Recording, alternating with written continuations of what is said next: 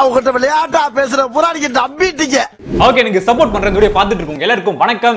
Love you not Tom Vijay. Like பண்ணிட்டு பாருங்க. And last வீடியோல வந்து ஒரு ஜாதி வெறி பிடிச்ச பூமரங்களை வச்சு தரமா ரோஸ்ட் பண்ணியிருந்தோம்.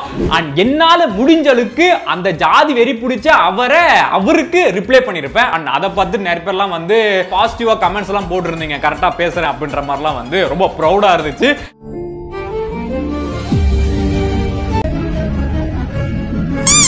அந்த வீடியோ வந்து பார்க்கல அப்படின்னா கீழே வந்து லிங்க் தரேன், போய் பார்த்துட்டு வந்துருங்க. முக்கியமா பார்க்க வேண்டிய ஒரு வீடியோ அது. அண்ட் இந்த வீடியோல அதே ஜாதி படத்தோட ஆடியோ லான்ச்ல பேசின 2 தற்கூரி பூமரங்களை பத்தி தான் இந்த வீடியோல வந்து ரிப்ளை பண்ணி ரோஸ்ட் பண்ண போறோம். வெரி குட்ரா, கை கொடு. கொடு. அட ஏன் ப்ரோ, அவங்க தான் வந்து தற்குறித்தனமா ஜாதி வெறியில இந்த மாதிரி ஒரு படத்தை வந்து எடுத்து வச்சிருக்காங்க. அதை நீங்க எடுத்து ட்ரோல் பண்றன்ற பேர்ல அந்த படத்தை நீங்க ப்ரமோஷன் தான் பண்றீங்க அப்படி சொல்லி சில பேர்லாம் வந்து சொல்லியிருந்தீங்க. ஆக்சுவலா அந்த படம் வந்து ஜூலை 5ஆம் தேதி வந்து ரிலீஸ் ஆக வேண்டிய ஒரு படம். அந்த படத்தை வந்து யாருமே வாங்கல. அந்த படத்துக்கு தியேட்டரே கிடைக்கல. நான் இயக்கி இரு தயாரிப்பாளர்கள் தயாரித்த திரு கவுண்டம்பாளையம் திரைப்படம் வந்து நாளைய தேதியில தமிழகம் எங்கும் ரிலீஸ் ஆகிறதுக்காக நாங்க திட்டம் போட்டிருந்தோம். எல்லா தியேட்டருமே எடுத்துட்டோம். இந்த மாதிரி ஒரு குப்பை படத்தை எடுத்து வச்சுன்னா எவன் வாங்குவான்? இல்ல இதுல வேற சொல்றாரு அந்த படத்தை வந்து நிறைய பேர் வந்து வாங்கினாங்களாமா. வாங்கினவங்க எல்லாருக்கும் நன்றி. அது இல்லாம இந்த படத்தை வந்து ரிலீஸ் பண்ண விடக்கூடாது அப்படி சொல்லி தியேட்டர் ஓனர்ஸ் போன் பண்ணி மிரட்டினாங்களாமா. உலகம் முழுக்க நிறைய தியேட்டர் இந்த படத்தை ரிலீஸ் பண்றதுக்கு விரும்பி நிறைய தியேட்டர் எடுத்தாங்க. இந்த படத்தை எங்களை நம்பி வந்து அந்த தியேட்டர் ஓனர்களுக்கு முதல்ல நான் நன்றி சொல்லிக்கிறேன். எல்லாரும் சப்போர்ட் பண்ணாங்க. அப்படி சொல்லி வாய்க்கூசாம வந்து போய் சொல்லிட்டு இருக்காப்ல, மானம் போக கூடாது அப்படின்னு சொல்லிட்டு. ஐயோ, எந்த ட்ரெண்ட்ல பேசினாலும் எந்த ரூட்ல போனாலும் விடவே மாட்டேங்கிறானே, நான் என்ன பண்ணுவேன்? ஆனா கடந்த 2 தினங்களுக்கு முன்புல இருந்து எல்லா பக்கம் இருந்து அச்சுறுத்தல் ஒண்ணு இருக்கு. நல்லது இல்ல தெரியுறாங்க. ஆனா எங்க இருந்து தெரியுறாங்க தெரியலையே. டேய் வேணாம்டா, வலிக்குதுடா. டேய் வலிக்குதுங்கறல. அந்த அச்சுறுத்தல் என்ன அப்படின்னா, தியேட்டர் ஓனர்ஸ், ரிலீஸ் பண்ற விநியோகஸ்தர்களை, தியேட்டர் அதிபர்களை, திரையரங்க உரிமையாளர்களுக்கு போன் பண்ணி இந்த படத்தை ரிலீஸ் பண்ணாதீங்க, ரிலீஸ் பண்ணா இந்த படத்தை நாங்க கலாட்டா பண்ணுவோம். என்னன்னா நான் ஒரு ஐடியா சொல்லட்டுமா? நீங்க எடுத்த படத்தை உங்க சமூகம், அதாவது உங்க ஆண்ட பரம்பரை இருக்கும்ல, அவங்க எல்லாம் கூப்பிட்டு தெருவுல வந்து உட்கார வச்சுக்கிட்டு அந்த ஸ்கிரீனிங் பண்ணுவாங்கல்ல, நைட் டைம்ல ஸ்கிரீனிங் பண்ணி உங்க மக்களுக்கு போட்டு காமிச்சுடுங்க. அவங்கள நல்லா மெச்சுவாங்க. நல்லா மெச்சுவா. Okay, jokes apart. நான் எதுக்கு திருப்பியும் இவங்களை பத்தி நான் பேசுறேன் அப்படின்னா, இந்த தொப்பி போட்ட பூமர் அங்கிள் வந்து என்ன பேசி வச்சிருக்காரு அப்படின்னா, பாரஞ்சித்னாலையும் வெற்றிமாறனால தான் வந்து தமிழ் சினிமா வந்து தளர்ச்சி அடைந்து போச்சு அப்படின்னு சொல்லி ஏதோ நரம்பு தளர்ச்சி வந்த மாதிரி வந்து கத்திட்டு இருக்காப்ல. பாரஞ்சித்னு ஒரு டைரக்டர், வெற்றிமாறன் ஒரு டைரக்டர், சில டைரக்டர் இன்னும் சில வளர்ச்சி கண்டதுக்கு அப்புறம் தான் சினிமா தளர்ச்சி ஆயிப்போச்சு. சினிமா தளர்ச்சி ஆயிடுச்சு போச்சு. பசும்பால்ல 1 ஸ்பூன் சுத்தமான தேன் கலந்து தினசரி சாப்பிட்டுட்டு வந்தா இந்த நரம்பு தளர்ச்சி குணமாகும். நன்றி வியூவர்ஸ். அதுக்கப்புறம் வந்து என் பக்கத்துல யார் உட்காந்துருக்கான்னு எனக்கு எப்படிங்க தெரியும்? எல்லாரும் ஒன்னா சேர்ந்து தானே வந்து விசில் அடிக்கிறோம். என் பக்கத்துல யாருக்கான்னு எப்படிங்க எனக்கு தெரியும்? எல்லாரும் சேர்ந்து விசில் அடிக்கிறோம். இப்பெல்லாம் யாருங்க ஜாதி பாக்குறா? இப்பெல்லாம் எங்க ஜாதி இருக்கு அப்படின்ற மாதிரி வந்து பேசி வச்சிருக்காப்ல. இங்க யார் யார் என்னன்னு, எந்த சீட்ல யார் உட்காந்துருக்கான்னு யாருக்குமே தெரியாது. அட பைத்தியக்காரா. அப்புறம் இன்னொருத்தர் இந்த பேரரசு வந்து என்ன சொல்றாரு அப்படின்னா, இந்த மாதிரி வந்து எப்பயோ நடந்த விஷயத்த வந்து எப்பயோ 1950 1920 நடந்த சம்பவத்தை கொண்டு வந்து இங்க திருப்பியும் வந்து எடுத்து படமா எடுத்து அதை வந்து இங்க கலவரத்தை உண்டாக்குறாங்க. 1950 நடந்த கதை, 1940 நடந்த கதை, அப்ப எப்போ நடந்த ஒரு பிரச்சனை இப்ப சொல்லி புதுசா ஒரு பிரச்சனை கிளப்புனா அது நல்ல படைப்பாளிக்கு. நெருப்புல வந்து தண்ணியை ஊத்தலாம், இவங்க வந்து பெட்ரோல மண்ணெண்ணையை ஊத்துறாங்க அப்படின்ற மாதிரிலாம் வந்து சொல்லி வச்சிருக்காரு. எல்லாம் அணைஞ்சு போச்சு, கொஞ்சம் நெருப்பு இருக்கு. அப்புறம் என்ன நல்ல மனுஷன் என்ன பண்ணுவான்? அது தண்ணி ஊற்றுவான். கெட்ட நல்ல பண்ணுவான், மண்ணெண்ணெய் ஊற்றுவான், பெட்ரோல் ஊற்றுவான். நீ பெட்ரோல் ஊத்துறியா தண்ணியை ஊத்துறியாங்கிறதா பிரச்சனை. ரஞ்சித் வந்து தண்ணியை ஊத்தி அணைக்கிறாரா அந்த நெருப்பை. இவர் தண்ணி ஊத்துறாரு சார்.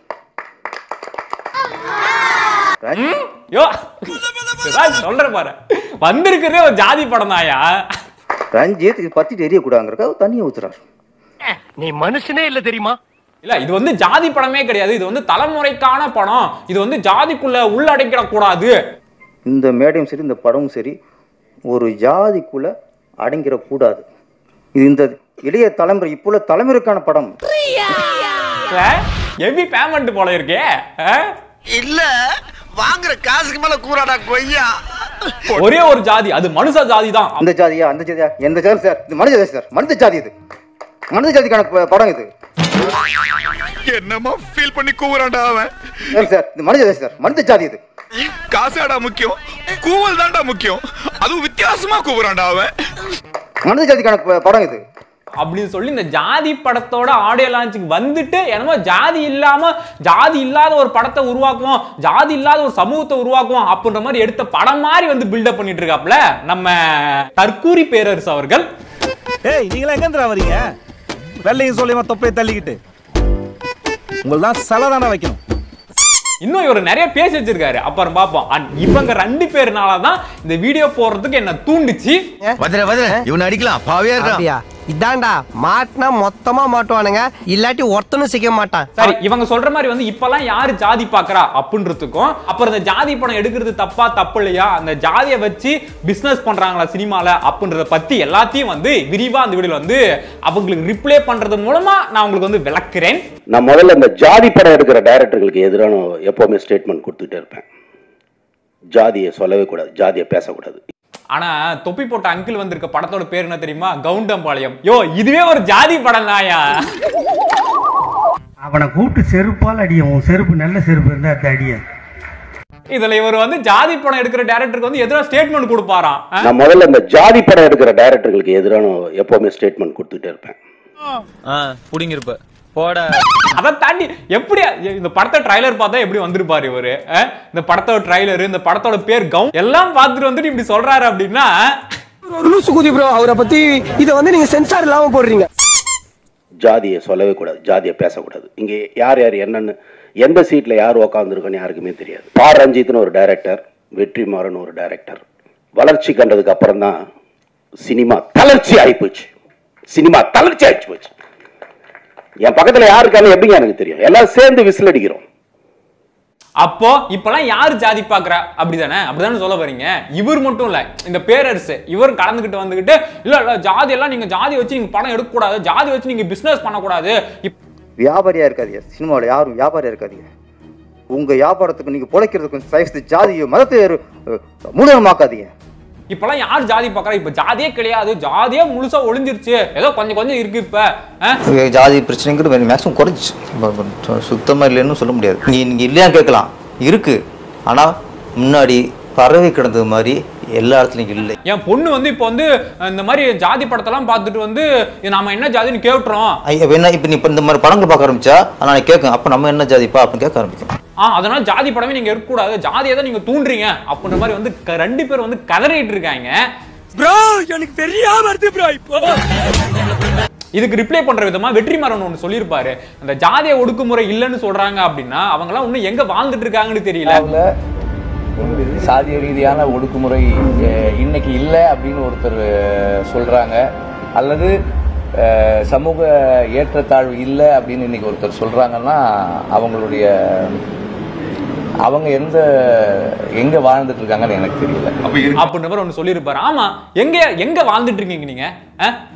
சரி, இப்ப நான் சொல்லட்டுமா? தமிழ்நாட்டுல வந்து எந்த லெவலுக்கு இன்னும் ஜாதி வெறிகள், ஜாதி கொலைகள், தீண்டாமை எவ்வளவு இருக்கு நான் சொல்லட்டுமா? சிட்டில உட்காந்துக்கிட்டு அங்க ஜாதி இல்ல, அதனால தமிழ்நாடு ஃபுல்லா ஜாதி இல்ல நினைச்சிட்டு இருக்கீங்களா நீங்க? நல்லா கேட்டுக்கங்க, நீங்க நம்பவே மாட்டீங்க. தமிழ்நாட்டுல 646 கிராமத்துல இன்னுமே தீண்டாமை இருக்கு. இத நான் சொல்லல, நியூஸ்லயே சொல்லிருக்காங்க. தமிழகத்தில் 646 கிராமங்களில் தீண்டாமை இருப்பதாக தகவல் வெளியாக இருக்கிறது. 2021 கணக்கெடுப்பின்படி 646 கிராமத்துல இன்னுமே தீண்டாமை இருக்கு. 2021ஆம் ஆண்டு நிலவரப்படி, அதாவது தீண்டாம சுவர் கட்டுறது, ஒரு தெருக்குள்ள வரவிடாம பண்றது, சாப்பாடு தண்ணி டீ ஏதாச்சும் கேட்டா கூட கப்புல புடிச்சு கொடுக்கறது, அந்த கொட்டாங்குச்சில் கொடுக்கறது.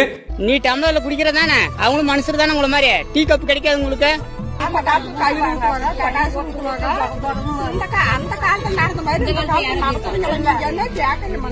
உங்களுக்கு ஒரு 2 ரூபாய் டம்ளர் இருக்காது அவங்களுக்கு. என்ன இது வேலை இதெல்லாம்? தண்ணிய வந்து கையில புடிச்சு குடிங்க அப்படின்னு சொல்றது, இந்த மாதிரிலாம் வந்து இன்னுமே இருக்கு. அட பாவிகளா! இதுல வந்து திருவாரூர்ல 158 புகார் இருக்கு இந்த தீண்டாமைக்கு எதிராக. இந்த ஜாதி வெறியில இந்த தீண்டாமையில மதுரை தான் வந்து அதிகமா பாதிக்கப்படுறாங்க. அங்க இருக்கிற மக்கள் தான் அதிகமா பாதிக்கப்படுறாங்க. முக்கியமாக அந்த பட்டியலில் மதுரை 43 கிராமங்களை கொண்டிருக்கிறது. அதாவது முதலிடத்தில், அந்த பட்டியலில் முதலிடத்தில் மதுரை இருக்கிறது. இந்த பட்டியல்ல கடைசியில் இருக்கிறது சென்னை. இந்த பட்டியலின் அடிப்படையில் பார்க்கும் பொழுது சென்னையில் ஒரே ஒரு கிராமமுடன் சென்னை வந்து இந்த பட்டியலில் கடைசி இடத்தில் இருக்கிறது என்பதும் இதில் கவனிக்க வேண்டிய ஒரு அம்சமாக இருக்குது. இப்பவே புரிஞ்சிருக்கும். சென்னையில இருக்கிறவங்க எல்லாம் வந்து என்ன நினைப்பாங்க, ஜாதியெல்லாம் கம்மியாயிடுச்சுங்க, ஜாதியெல்லாம் இப்ப யாரு பாக்குறா, நீங்க தான் வந்து ஜாதியை தூண்டி விடுறீங்க படத்தை எடுத்துட்டு அப்படின்னு அங்க உட்காந்துக்கிட்டு ஈஸியா சொல்லிடுவீங்க.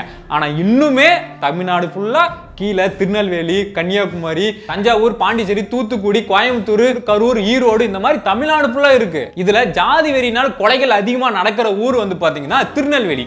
எப்போதும் முதலிடம் திருநெல்வேலிக்கு தான்.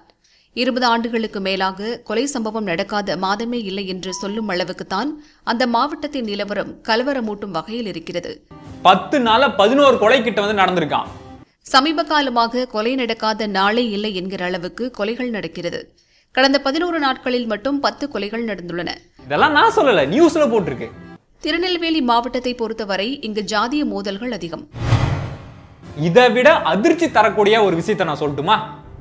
கோவையில மேட்டுப்பாளையத்து பக்கத்துல இருக்கிற நடூர் அப்படின்ற ஊர்ல இருக்கிற நடூர் பகுதியில் உள்ள ஆதி திராவிடர் காலனியில் 200க்கும் மேற்பட்ட குடியிருப்புகள் உள்ளன. இந்த தெருக்கு பக்கத்துல உயர்ந்த ஜாதியை சேர்ந்த ஒருத்தர் வந்து தீண்டாம சுவர் 20 அடிக்கு மேல வந்து கட்டி, நான் அந்த கீழ்த்தட்டு மக்கள் மூஞ்சில முழிக்க கூடாது, அவங்க யாரும் இந்த பக்கம் வரக்கூடாது அப்படின்றதுக்காகவே வந்து தீண்டாம சுவரை கட்டி அது ஒரு கடத்துல வந்து இடிஞ்சு கீழே விழுந்து அங்க 17 பேர்கிட்ட வந்து அந்த செவர் விழுந்ததுனால வந்து இறந்திருக்காங்க. ஆதி திராவிடர் குடியிருப்பை ஒட்டி அமைந்துள்ள சொகுசு பங்களாவின் சுற்றுச்சுவர் இடிந்து விழுந்ததில் ஏழைகளின் 5 வீடுகள் தரைமட்டமாக்கின. குழந்தைகள் முதல் பெரியவர் உட்பட 17 பேர் இடிபாடுக்குள் சிக்கி பரிதாபமாக உயிரிழந்து விட்டனர்.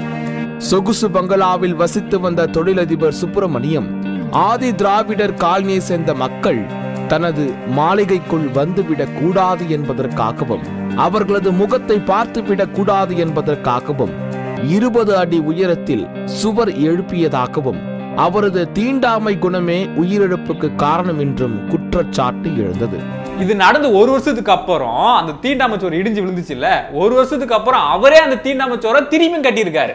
ஆனால் ஓர் ஆண்டு இடைவெளிக்குள் தொழிலதிபர் சுப்பிரமணியன் மீண்டும் அதே இடத்தில் ஏற்கனவே இருந்த அதே நீளம் மற்றும் உயரத்தில் சுற்றுச்சுவரை அமைத்துள்ளது சமூக ஆர்வலர்கள் மற்றும் பொதுமக்களிடையே கடும் ஆத்திரத்தை ஏற்படுத்தியுள்ளது. இதுக்கெல்லாம் என்ன சொல்லுவீங்க? இப்ப என்ன பண்றீங்க? என்கிட்ட 3 ட்ரிப் வாங்கி முடுக்கு முடுக்கு முடுக்குன்னு குடிக்கிறீங்க. இன்னொரு இடத்துல 20 வருஷமா ஒரு தீண்டாமச்சோர் வந்து 1 கிலோமீட்டர் ரேஞ்சில் வந்து போட்டிருக்காங்க. அங்க இருக்கிற மக்கள்லாம் வந்து அந்த பக்கம் போறதுக்கே முடியாம சுத்திக்கிட்டு போறாங்க. 20 ஆண்டுகளாக தீண்டாமையை கடைபிடித்து வருகிறது. 1 கிலோமீட்டர் தூரத்துக்கு அமைக்கப்பட்டுள்ள இந்த சுவரால் தேவேந்திரன் நகர் பகுதியைச் சேர்ந்த மக்கள் பிரதான சாலைக்கு செல்ல மிகுந்த சிரமத்திற்கு உள்ளாகியுள்ளனர். இங்கே ரேஷன் கடை இருக்குது, இ-சேவை மையம் எல்லாமே இருக்குது. நாங்கள் ஏதாவது மெயின் ரோட்டு போகணும் அப்படின்னா சுற்றி தான் போக வேண்டியதாக இருக்குங்க. ஏன்னா அந்த செவருக்கு அந்த பக்கம் வந்து கீழ் ஜாதியை சேர்ந்தவங்க இருக்காங்க, நாங்கள் இந்த பக்கம் மேல் ஜாதி சேர்ந்தவங்க இருக்கோம், அவங்கெல்லாம் எப்படி இந்த பக்கம் வரலாம் அப்படின்ற மாதிரி போட்டு சுவர் இன்னுமே இருக்கு. அங்கே இருக்கிற மக்கள்லாம் அந்த செவரை வந்து எடுக்கணும் இடிக்கணும் அப்படின்னு சொல்லி எவ்வளவோ போராட்டம் பண்ணியும் அந்த செவர் வந்து இன்னுமே இடிக்கப்படாமல் இருக்கு. இதெல்லாம் என்ன சொல்லுவீங்க?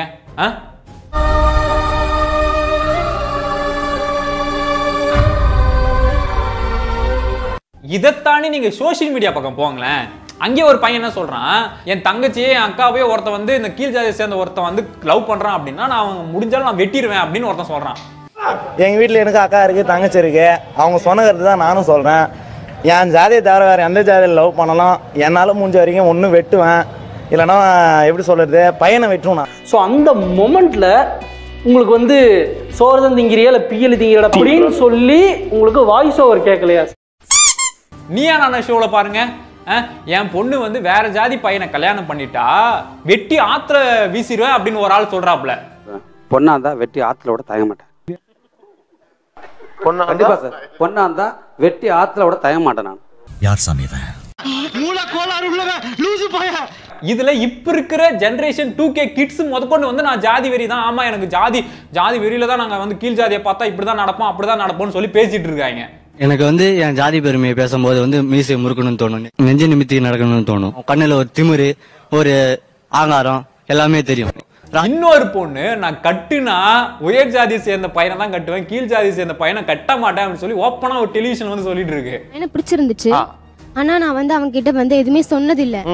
ஏன்னா வந்து அவன் என்னோட கேஸ்ட் கிடையாது. பையன் உங்களுக்கு சமமான ஜாதியா இல்ல அதை விட கொஞ்சம் உயர்ந்த? எங்களோட கீழ் ஜாதி. இதெல்லாம் பார்த்துமா நீங்க இன்னும் ஜாதி இல்லைன்னு சொல்றீங்க? அந்த பையன் உங்க சமமான ஜாதியாவோ இருந்திருந்தா அந்த பையனை காதலிச்சிருப்பீங்களா? கண்டிப்பா வந்து நான் ஓகே சொல்லியிருப்பேன். அப்படியே அவங்களும் வேண்டாம் சொன்னா கூட நான் வந்து விட்டு போயிருக்க மாட்டேன். இதுக்கெல்லாம் பேர் என்ன தெரியுமா? என் பக்கத்துல யாருக்கான எப்படிங்க எனக்கு தெரியும்? எல்லாரும் சேர்ந்து விசில் அடிக்கிறோம். ஜாதியை சொல்லவே கூடாது சினிமாவில். சாதிய சினிமாவில் சொல்லக்கூடாது அப்படின்னா தமிழ்நாட்டில் நடக்கிற பாதி விஷயம் உங்களுக்கு தெரியவே தெரியாது. இப்ப நான் சொன்ன பாதி விஷயம் உங்களுக்கு பாதி பேருக்கு வந்து தெரிஞ்சிருக்க கூட தெரிஞ்சிருக்காது. ஒத்துக்கிட மனசு இல்லனாலும் அதான் நேசம். சரி ரைட், ஜாதி படம் எடுக்கிறது கரெக்டா இல்லையா அப்படி சொல்லி என்கிட்ட கேட்டீங்க அப்படின்னா நான் ஒரு சின்ன உதாரணத்தோட சொல்றேன். உங்க ஏரியால ஏதாச்சும் ஒரு பிரச்சனை, கரண்ட் கம்பி கீழே அருந்து தொங்குதுங்க, அது யாருமே வந்து பார்க்கல, யாருமே அதை வந்து கண்டுக்கல, அதனால நிறைய பேர் சாவாங்கன்னு உங்களுக்கு தெரியும். அப்ப நீங்க என்ன பண்ணுவீங்க? அப்ப என்ன பண்ணணும்? ஒரு போன் எடுத்து வீடியோ பிடிச்சி சோசியல் மீடியாலயோ இல்ல அதை சரி பண்ணக்கூடிய முக்கியமான ஆட்களுக்கோ சென்ட் பண்ணாதான் தெரியும். அந்த மாதிரி தமிழ்நாட்டில் நடக்கிற விஷயத்தை வந்து இந்த மாதிரி ஒரு படமா எடுத்து காமிச்சாதான் உங்களை மாதிரி சிட்டி லைஃப் வாழ்றவங்களுக்கு தெரியும், மேல இடத்துக்கு தெரியும். அதன் மூலமா அந்த மக்களுக்கு ஏதாச்சும் நல்லது நடக்கும். அதுக்காக தான் இந்த ஜாதி படம் எடுத்தா எடுக்கணும் அப்படின்னு நான் சொல்லுவேன்.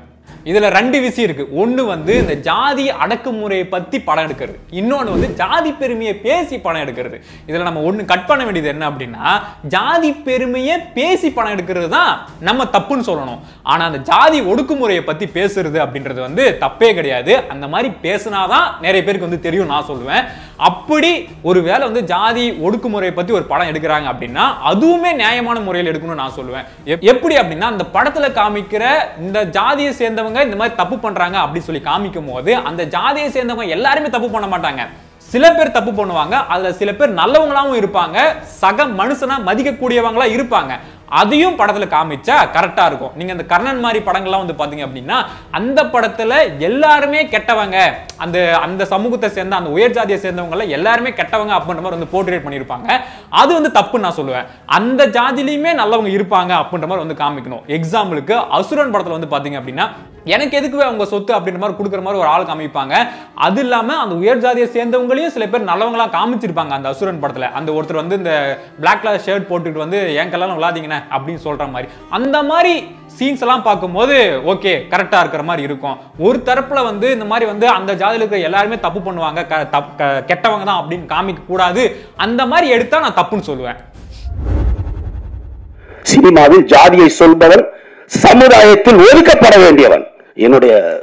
என்னுடைய கொள்கை அது. அப்படி ஒதுக்கணும் அப்படின்னா உங்க பக்கத்துல உட்காந்துட்டு இருக்க ரஞ்சித் சாரா தான் ஒதுக்கணும் நீங்க. ஏன்னா நான் முன்னே சொன்ன மாதிரி வந்து எதா இருந்தாலும் சமமா காமிக்கணும். ஒரு ஜாதி தான் தப்பு பண்றாங்க அப்படின்னு சொல்லி மொத்தமா காமிச்சது இந்த ரஞ்சித் சார் தான். அப்ப ஒதுக்கப்பட வேண்டியது அவரைத்தான். அவரை கேளுங்க போயிட்டு. சினிமாவில் ஜாதியை சொல்பவன் சமுதாயத்தில் ஒதுக்கப்பட வேண்டியவன். நீங்க மைண்ட் வாய்ஸ் நினைச்சு சத்தமா பேசிட்டு இருக்கீங்க. ஒரு ரஞ்சித் நிச்சயமா நல்ல படம் எடுத்திருப்பார். அது ஜாதியை பின்னணியில் வைத்திருந்தாலும் அது நல்ல படமாக சமுதாயத்துக்கு கருத்து சொல்லக்கூடிய படமாகத்தான் இருக்க வேண்டும். ஐயா தொப்பி போட்ட பூமரங்கில் அப்ப இவரு ஜாதியை பயன்படுத்தி நல்ல கருத்தை சொல்றாரு. அப்ப அந்த ரஞ்சித் மாதிரி ஆட்களும் வெற்றிமாறன் மாதிரி ஆட்களும் வந்து ஜாதியை பயன்படுத்தி கெட்ட செய்தி சொல்றாங்களா? நானும் பார்த்துட்டே இருக்கேன். சவுண்ட் ஓவரா இருக்கு. இதெல்லாம் எவ்வளவு பெரிய வஞ்சகம். இப்ப இவர் எடுத்திருக்கிற படம் வந்து ஜாதி படம் இல்ல. ஜாதி படம் எடுத்தாலும் வந்து அது வந்து கருத்து சொல்ற படம். ஐயோ, ஒரு பைத்தியக்கார பைலட் அந்த நாடு மக்களும் மாட்டிட்டு படுற பாடு. சரி ரொம்ப திட்டவும் முடியல. கடுப்பாகுது எல்லாம் பார்க்கும்போது. கோவருது உனக்கு? எரியல, எரிச்சலாவே இருக்கு. எனக்கு என்னமோ நாள் முழுக்க எரிச்சலா இருக்கு. டென்ஷன். சிம்பிளா சொல்லணும் அப்படின்னா ஜாதி வச்சு படம் எடுக்கலாம். எடுக்கிறது கரெக்டான நியாயமான முறையில் இருக்கணும். நீங்க ஒடுக்குமுறை சம்பந்தப்பட்ட படம் எடுக்கிறீங்க அப்படின்னா நீங்க அதுல வந்து கெட்டவங்களாம் காமிக்கிறீங்கல்ல, ஆதிக்க ஜாதி ஆதிக்க வர்க்கத்தை சேர்ந்தவங்க அப்படின்னு சொல்லிட்டு அதுல நல்லவங்களும் இருப்பாங்க. அப்படி நீங்க காமிக்கணும். ஒருவேளை நீங்க வந்து ஆண்ட பரம்பரை காமிக்கிறீங்க அப்படின்னா அதுலயும் நியாயமான முறையில வந்து காமிக்கணும். எங்க ஜாதி தான் உயர் ஜாதி கீழ் ஜாதிக்காரங்களாம் இப்படி தப்பு பண்றான் அப்படி சொல்லி அவங்களையும் போட்டு அடிக்கிறது தப்பு. ஸோ இந்த கேஸ்ட்டை வச்சு பிஸ்னஸ் பார்க்குறவங்க தான் இப்போ வந்து நிறைய பேர் வந்திருக்காங்க. அதில் முக்கியமான ஆள் வந்து இப்போ இந்த ரஞ்சித் அவர்கள் இந்த ஜாதியை வச்சு பிஸ்னஸ் பார்க்கலாம் அப்படின்ற மாதிரி வந்து இந்த படத்தை எடுத்தாப்புல. அது நம்ம மக்களுக்கு தெரியும் எந்த படத்தை வந்து வரவேற்கணும், எந்த படத்தை தூக்கி குப்பையில் போடணும் அப்படின்னு சொல்லிட்டு. ஸோ அவ்வளோதாங்க, ரொம்ப நேரம் பேசிட்டேன்னு நினைக்கிறேன். அண்ட் உங்களோட கருத்துக்கள் என்னன்றது கீழே வந்து கமெண்ட் பண்ணுங்க. அண்ட் வீடியோ பிடிச்சிருந்தா லைக் பண்ணுங்க, அவங்க ஃப்ரெண்ட்ஸ் அண்ட் ஃபேமிலிக்கு வந்து சென்ட் பண்ணுங்க. நானும் வந்து பெருசாக சீரியஸெல்லாம் பேசுகிற மாதிரி இருந்திருக்கும். பட் நானும் ஏதாச்சும் குறைகள், நான் ஏதாச்சும் தப்பாக சொல்லியிருந்தேன், போர்ட்ரேட் ஆயிடுச்சு, உங்களுக்கு தப்பான முறையில் வந்து புரிஞ்சுக்கிட்டீங்க அப்படின்னா எனக்கு கீழே வந்து கமெண்ட் பண்ணுங்க. நான் என்னன்றதை நான் வந்து உங்களுக்கு ரிப்ளை பண்ணுறேன். அதுக்கு தகுந்த வீடியோ நான் நெக்ஸ்ட் வந்து போடுறேன். அண்ட் இன்னொரு நல்ல வீடியோவில் வந்து சந்திக்கிறேன். பை டென்சி வட்டா.